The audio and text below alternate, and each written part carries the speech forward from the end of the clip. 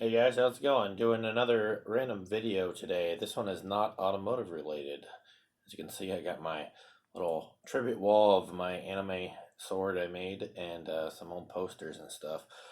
Today we're focusing on this. This is a custom built arcade cabinet that I made, shoot, probably 6 years ago already. Kind of a neat little thing I just threw together. It's extremely low budget. I know a lot of you guys are going to be like, what the heck is that thing? The whole idea was cheap as possible. So if you're wondering why some of the material is not perfect, it's literally stuff that you could probably go to the dump and grab. So I'm not trying to offend anybody here, but like I said, this is probably about as cheap as you can make an arcade cabinet. I'm going to be perfectly honest. Um, so let's get into it. Okay, starting. It's actually what the material that I used to make the arcade cabinet here. Sorry, I got the front camera on, so I'm kind of working here. This material here, this outside part, this is actually not wood. This is actually made out of cardboard. Yes, I know, cardboard, and it's painted black with rattle can spray paint. It is about as cheap as you can get. It's actually made out of an old hot water heater box that my parents had at their house, and I said, "Hey, can I have that? I'm gonna make a arcade cabinet out of it." My dad's like, "What?" And I said, "Just you'll figure it out." And next thing you know, the basement smelled like paint for like a week. They weren't too happy about that, but we got it to where it is now. This here is actually a cover. This is actually made from took an old what do you want to call it? A poster uh, off the wall. We had it. It had this plastic cover. I don't even know what it is exactly. It's a type of plastic. Anyway, I cut it down to size. I made this screen cover out of it, which this is just taped to the back of this here. Sorry for the camera angles. This is kind of rinky dink. Um, anyway, this here, this is just like I said, just a plastic, and it's taped to the outside here. So if it kind of looks like it's leaning in, it's because it is. This top here, this is a marquee. I made this. This is actually made out of the same material. And I took, there's a, oh, it's a white, kind of a clear transfer paper. You can run it through your printer. And I found Hyperkin logos online. And I was able to print them out like this. Like I said, this isn't an official thing. This is something I built. So, and then of course on the side of the cabinet here, if you look, I also put a Hyperkin thing here. Okay, now to the more interesting facts about this cabinet. And some of you are probably wondering, what the heck's a Hyperkin Retron 5? Well, Hyperkin, for example, they make all sorts of third-party controllers. They make their own third-party consoles. So if you have a bunch of old Nintendo games or Super Nintendo or Sega, Genesis. Shoot, I think they're making all sorts of different stuff now. They have an old Atari 2600 console that they made. They have, I think they have some portable stuff. I'm not 100% sure. I know that they kind of focus a lot more on controllers, but they do have some third party ones. This one really tickled my fancy. I thought it was super cool because I'm into old retro games. I like stuff 64 and older. That's kind of my wheelhouse. That's when I grew up. That's the stuff I liked to play. So diving into that a little bit, we're gonna go down to the bottom to the heart of this beast. I call it a beast, but I think it's kind of neat. Anyway, you look down here, you see this little green button here. I actually made this. There's the little window here. The Retron 5 actually sits inside this cabinet. I'm going to open it here. There's a little cardboard thing up here that's probably going to fall down. So if you see something fall, that's because it's just this. Because you don't have to open this to play it. So I'll open it up here. I actually put this on a hinge, except it's very, very rudimentary. As you can see, cardboard material. This is just taped in, same material as the marquee and the screen cover. Then I made this little special button that actually pushes on this guy here. There's a power button here. And then I got a Super Nintendo game. Here, this here's the Retron 5. This thing plays all sorts of different things. It can do Game Boy, Game Boy Color, Game Boy Advance, Famicom, Nintendo, Super Nintendo, Super Famicom, Genesis, and I believe Sega Master System. So I can play all those. And the best thing about this console, which I really personally like. It can play all this affiliated controllers, so it can play Sega Genesis controllers, Nintendo, Super Nintendo controllers. And here's the crazy part: all the controllers will work with any of the games. So if you want to play Sonic the Hedgehog with the Super Nintendo controller, go for it. If you want to play Street Fighter with a Sega Genesis controller, go for it. And like I said, just games like that, or Super Mario, for example, with a Sega controller, you can do it.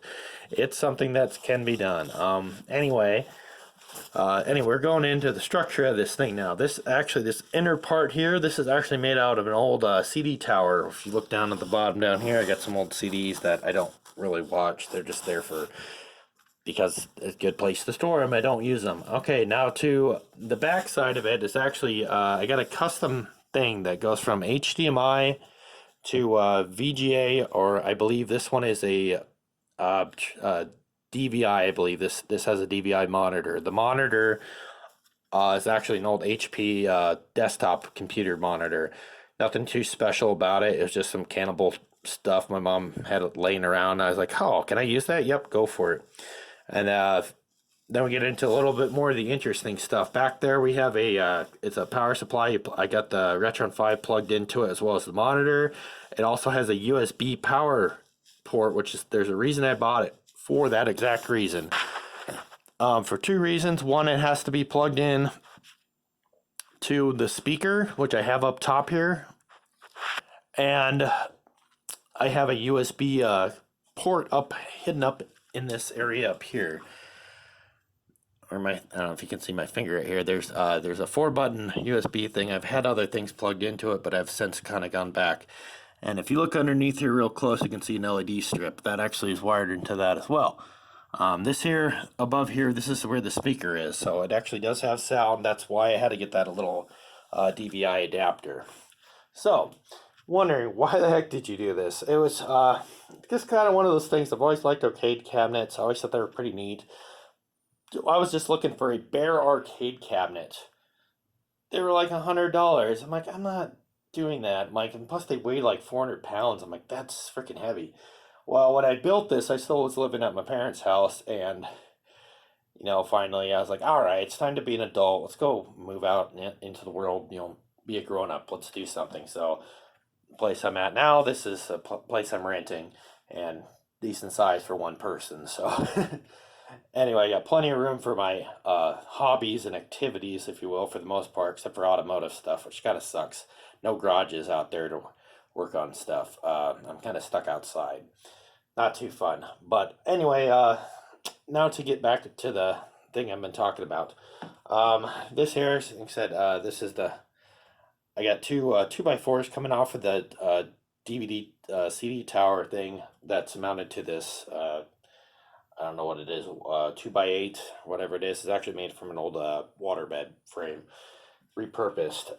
Again, here I got a Primal Rage, if you can see here, there's a Primal Rage sticker. It's made out of that same contact paper. You said you can print it off on the printer. It's clear. It sticks on here. It's a little dirty. I haven't played it in a while, and then I kind of did a tribute thing. If any of you guys remember the old arcade cabinets, they always used to have the characters. Actually showing up pretty crappy. They used to have the characters for different things. I have Street Fighter 2, and then I also have Mortal Kombat characters because I'm a huge fan of those games. Grew up with them, of course, and if you really look up top here, it's kind of hard to see. We'll shed a little light on the subject. Anyway, there's a whole bunch of, you got Excite Bike, Elevator Action, Kung Fu, Simon's Quest, Tetris, Wrecking Crew, Mario, Super Mario 2, Mario 3, the original Mario Brothers, Super Mario World, Super Mario RPG, Yoshi's Island, Mario Kart, Super Mario All-Stars, Tecmo Bowl, Rad Racer, Kingdom of the Crystal Palace, which is a unique game I found at Gamers back in the day, Dragon Warrior, Ninja Turtles Arcade, and then Golf Grand Slam, I think it's called. Those are all a whole bunch of games I grew up with playing. Loved a lot of them. Excitebike's probably one of my favorite games to play. I know some people are like, "What? That's such a weird game." I'm like, it was just always funny because it was like the first game I ever played that had a track build function on it. So it's kind of like, nowadays that's like every game has that. That's something special. But anyway, let's get into the workings of this. Personal preference of mine, I've always liked fight sticks. I always thought that's what makes an arcade cabinet an arcade cabinet. Well, thinking about arcade games, I was like, shoot, I'm like, what would actually work with all these? Well, I actually originally, and I'll show it to you over here. This is my other station for gaming. I have an original NES Advantage pad, and I was like, dude, this thing is awesome. I like this. And I actually got it for free. Uh, what do you want to call it? A hometown friend of mine, I guess, a family friend, I guess you would call it. He had a whole bunch of old games and stuff, and he just decided one day, I don't need that stuff anymore. I'm old and don't like to play that stuff. Which I was like, hey man, you're lost. We got you. I had a Power Glove at one time, which it was worthless. I absolutely hated using the thing. It was more of a novelty, and then now since everything's flat screen, it doesn't really work. I mean, it would still work, but it didn't fit on the TV like it used to, because the old ones used to have to go around the TV had these 4 light sensors. Anyway, he came with that NES Advantage controller, which I was like, dude, this is amazing. This made gaming so much more fun.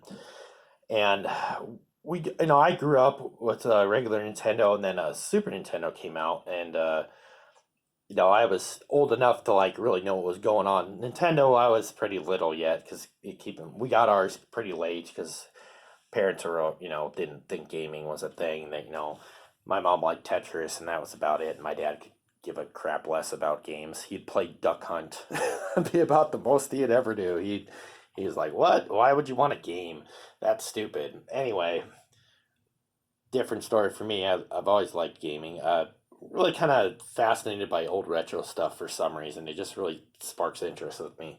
Same with cars and automotive stuff, as you can see on the wall there. 'Cause I like a lot of older stuff. Newer stuff's fun too. Said 2013 Dodge Challenger. I did a previous video on. I'm on fixing a gauge cluster. Love that car. It's fun to drive. It's just I've contemplating selling that thing multiple times, and it's just like, it's just one of those vehicles you just like, you're gonna regret selling it. So I've held on to it. Anyway, back to this. I'm going off on tangents, and I apologize, but anyway, back to this little gem here. So anyway, trying to decide what controllers work with this. I said everything works with everything.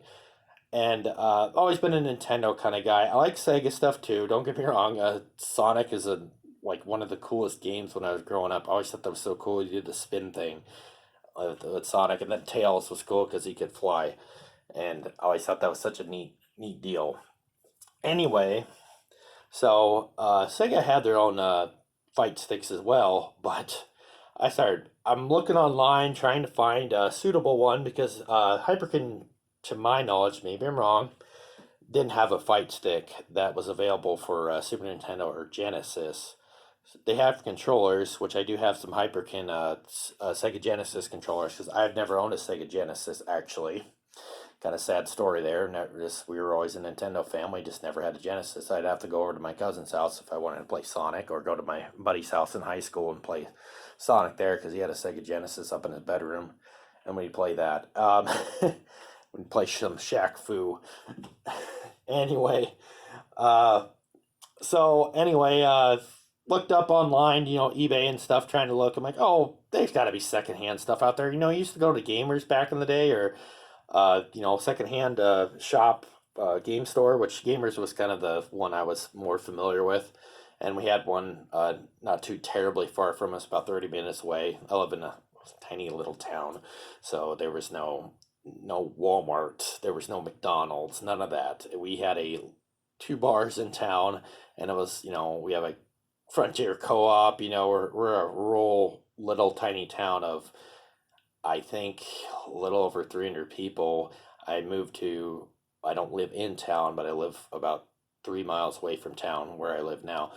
It's significantly bigger. There's a grade school here, and well, there was a grade school where I grew up too, but anyway, it's a lot bigger town. It's they had a hardware store, they had a grocery store, which unfortunately none of those are open anymore. But anyway, coming back full circle, small town, not a lot going on. Just didn't have a whole lot. So I started looking online, trying to find controllers. I'm like, oh, I wonder what Super Nintendo had for joystick controllers. Looking. I saw the one that kind of looked like the any original Super Nintendo controllers. They were kind of like yellow and red, and it looked like the buttons on like the turbo controllers, if any of you guys know what those are. And I was like, oh, those are okay. And then I looked it up. I'm like, whoa, not spending that much. They were over $100 for one controller. And, granted, this was just somebody selling it. So, they probably thought it was worth a mint because, oh man, they don't make those anymore. And it's like, okay, it's like these controllers are old, but back in the day, you could pick those things up probably for like $30. Now they're like astronomical, ridiculous. Anyway, there's another company that made them, and they're actually, I really like them. Some people would disagree, but I really like these. They're called a Fight Stick, and I forget who it's made by, but here's a picture of one. Oh, whatever. If you can see, I got two of them here. There's first and second player. I originally bought this one.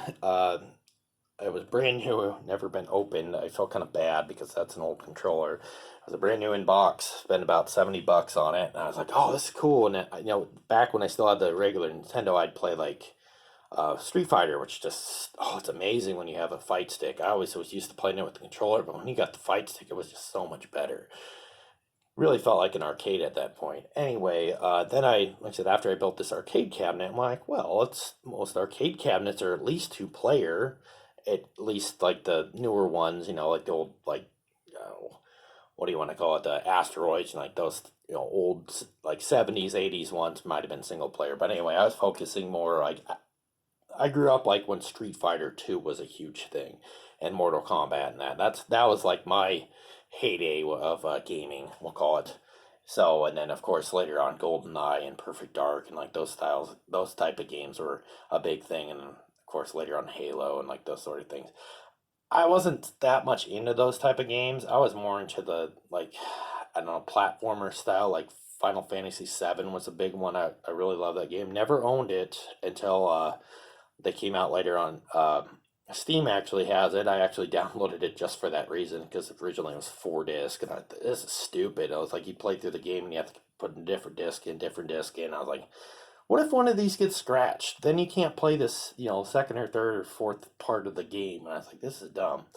And PS1, we eventually gave up on Nintendo and went to PlayStation. And, well, never really looked back because, well, to be honest, PlayStation has some pretty awesome games. Anyway, so I know I'm rambling a lot, but just giving you a background story of me growing up and just being relatable. We'll go with that. Anyway, back to this guy. So, we got the two controllers here. I'll close up the cabinet here. I'll show you how it works. I said it's pretty cool just for being a little rinky-dink thing that I came up with on my own. It's got two magnets here that hold the door closed. They work okay. And you push down on this green button here, and then she lights up kind of bluish purple. Give up top here. Give it a few seconds. Say this, it's turning on. Hyperkin, doing the startup thing. I turned on the speaker up here. There's a little dial up here for volume, and it lights up red, which I was just looking for a speaker that fit in between up here. Anyway, here's your startup menu. I believe this is based off of an Android system. Don't quote me on that. I'm not an expert on these. One thing I did find out about this system, which I was just super stoked about, and it was a complete accident, just looking around online, and I don't know about the legality of all this, so I seriously apologize if I offend anybody or make anybody upset. You can play pretty much any game with this system as long as you have a cartridge for that associated system. For example, if you looked earlier, I had that game called Warlock in the system. I own that game, obviously. I also own Super Mario Kart. I will say that just for reference, so don't be getting pissed off because I'm ripping off people's games or anything like that. I've owned quite a few games. I don't have as many as I used to, but most of the games that I have on this Retron 5 I actually do own or have owned at one point. some are ROMs, I'm going to be honest, but that's the whole reason this thing works so great. Regular old arcade cabinets. Ooh, we got a Street Fighter arcade cabinet. Oh, you can play a Street Fighter. And then there are people like, well, you can get multicades. I'm like, yeah, but multicades, all they play are like Galaga and like Asteroids and like Missile Command. Those like not super great games in my opinion. Like, yeah, if you're into like the whole shooter high score type of games, maybe you enjoy that sort of stuff. I personally don't. I get bored of them very quickly. Not to say that I don't have that kind of stuff, because I do actually have an Atari 2600. In fact, I just bought one not too terribly long ago. My original one that my uncle gave me, which would have been my probably fourth gaming system that we had as a family, and that one was mine. It was a six switcher, but not a heavy sixer. It was a later model one. It's like a late 70s, early 80s one. So kind of when they were a lighter one. This wasn't made in Sunnydale, California. This was a imported one. But anyway, it was the wood grain. It was neat. I still have it here, but unfortunately it broke. I actually took it to a shop and tried to have them fix it, but they said, nope, this one, we don't know what's going on with it. So they offered, say, hey, we have another one. Would you be interested in it? And I looked at it and it's like, it's a four switcher. I'm like, those aren't quite as cool, but it is black. I like those. And as they called him, the Vader one, which I don't know what that means. I was just like, how much you want for it? He's like, oh, $40. I'm like, whoa, $40? I'm like, yeah. I'm like, okay. So I bought it from him, and then I just so happened to see he had a Frogger game, which I never owned. I was like, oh, you have Frogger? I'm like, original Frogger game? I'm like, yeah. I'm like, how much for that? He's like, I'll just give it to you. He's like, since he had I had a Super Nintendo, an Intellivision, and an Atari 2600, and I took all three of them to him. They all just quit working. I don't know what happened to them. It was kind of annoying. The only one I knew was this Atari 2600. I was playing Pac-Man, and all of a sudden the sound just went, rah, rah, rah, and I'm like, what the heck? So there's an adjustment on the bottom of them. They call it a sound pot. You can tune it to get rid of the distortion or the static. Well, I went to turn it and don't know if I maxed it out or something. All of a sudden the console just shut off and it never worked after that. I was like, oh, I was real bummed about it. Not that I played it a whole lot, but it was, it's every once in a while you get a hankering to play some old school games. And that's I've always kind of been interested in that side of stuff. Anyway, sorry. More tangents. Going to be a lot of tangents in this video, so I apologize. I apologize and been apologizing. So anyway, back to the Retron 5. I'm gonna see what we can do here. Okay, we're gonna go to the screen here, and hopefully, I don't know how well you're gonna be able to see because we're gonna have a lot of light glare.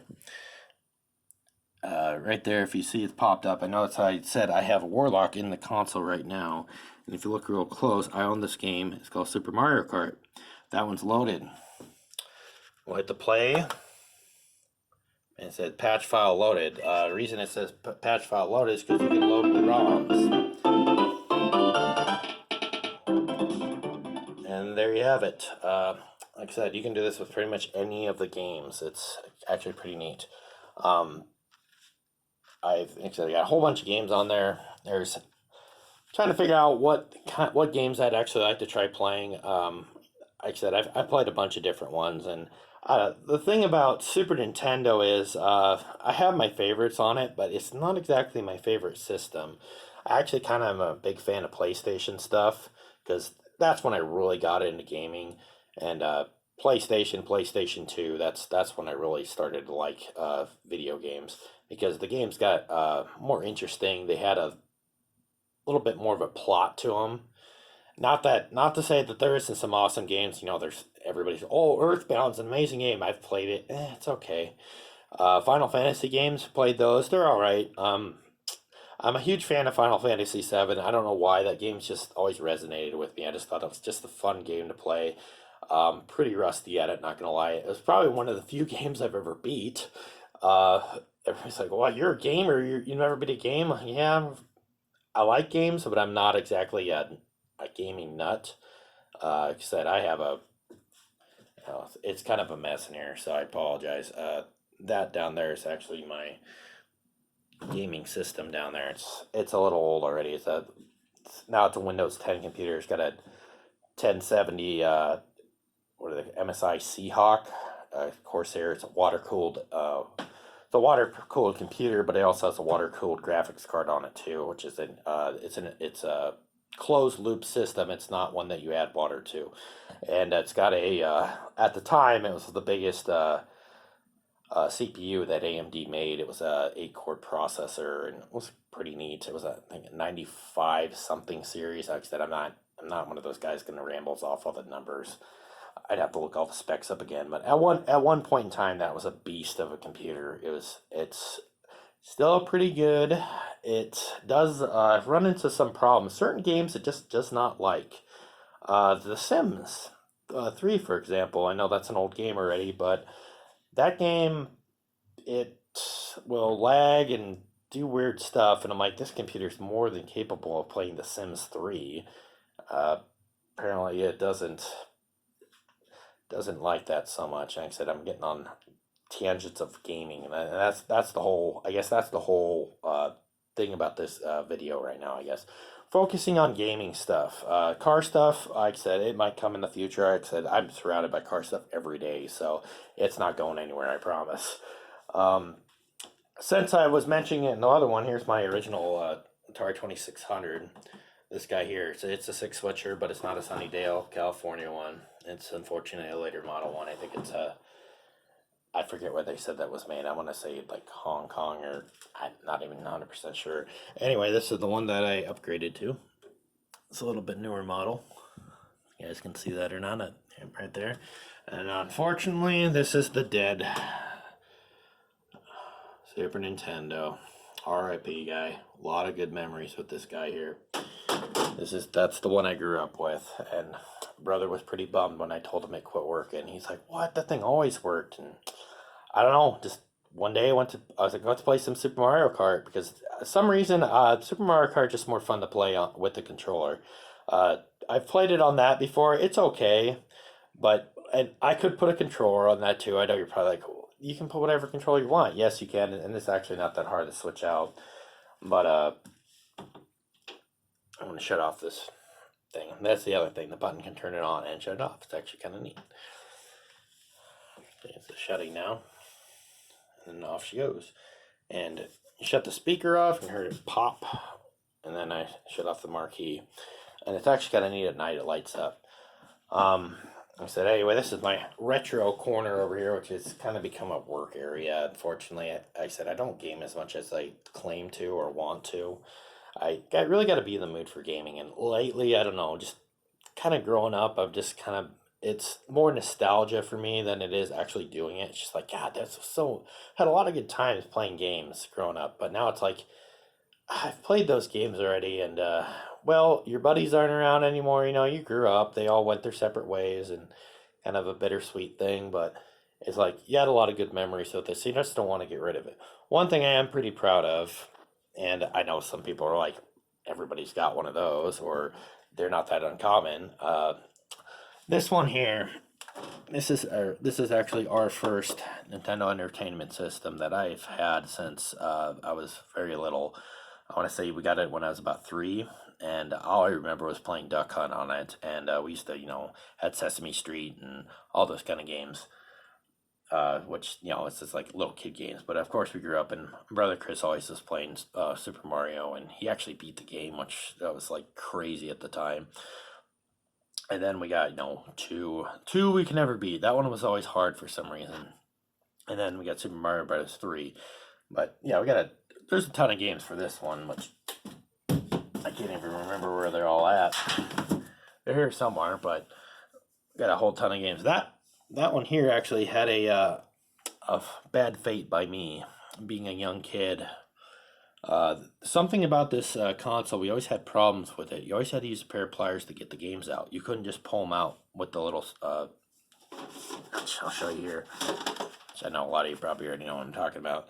This guy here, I couldn't just pull them out with that. You had to use a pair of pliers on there. It's some reason the contacts just freaking just death grip the thing. My dad couldn't even get him out of there. It wasn't just because I was a kid. You just couldn't pull them out. You had to use a pair of pliers.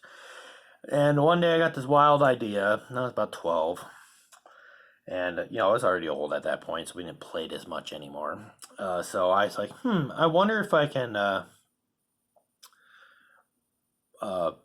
fix the pins. So I stuck a butter knife in there and messed the pins up, and wouldn't play games after that because I broke one of the pins.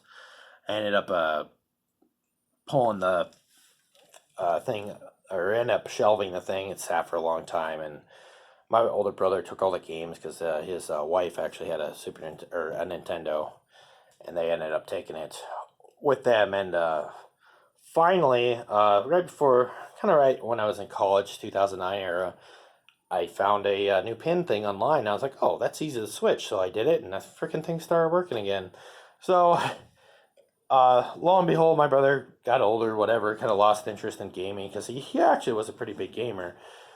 Uh, he ended up giving me all the old games back, and one of the games, which that friend I mentioned who gave us the NES Advantage Pad, as well as the Power Glove, he had a game called Zombie Nation. Some of you might remember that from I believe it was Storage Wars or Pawn Stars, one of those TV shows. They talked about but that game's worth quite a bit of money. I got it for free. I'm not trying to brag. It was just like, what? And I had no idea when we got it. It was just one of those. It was such a weird game. You're a flying head. Looks like Carl from Aqua Teen Hunger Force. The head of Carl flying around, and you're like barfing out like lava, and you're destroying like cities. It's really weird. And the intro is in